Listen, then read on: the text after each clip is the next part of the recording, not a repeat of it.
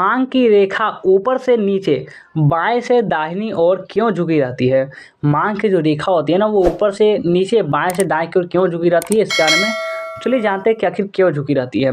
मांग की रेखा ऊपर से नीचे दाएं से दाहिनी ओर झुकी रहती है, इसके विभिन्न कारण हैं जो कि निम्नलिखित। चलिए जानते हैं कौन कौन से कारण है। पहला यानी कि फर्स्ट आपका रीजन जो हो सकता है वो ये हो सकता है कि सीमांत उपयोगिता हांस नियम।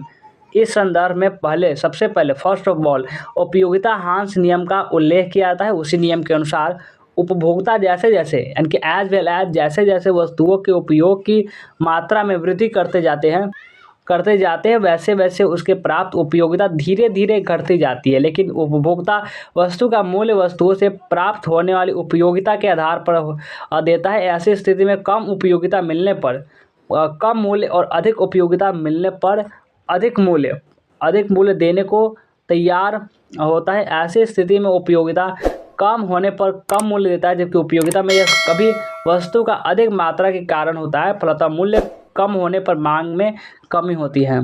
और इसी में आगे है कि वस्तु के विभिन्न उपयोग।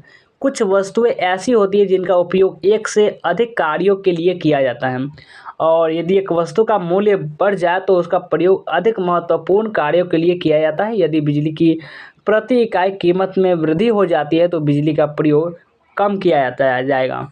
और इसमें आगे देखते हैं आयु प्रभाव यानी कि एज इफेक्ट। तो एक वस्तु की कीमत में परिवर्तन की प्रभाव गृहिणी क्रय शक्ति वास्तविक आय पर पड़ता है। वस्तु की कीमत कम होने पर गृहस्थ की वास्तविक आय बढ़ जाती है और उपभोक्ता अधिक मात्रा में वस्तु को क्रय करता है।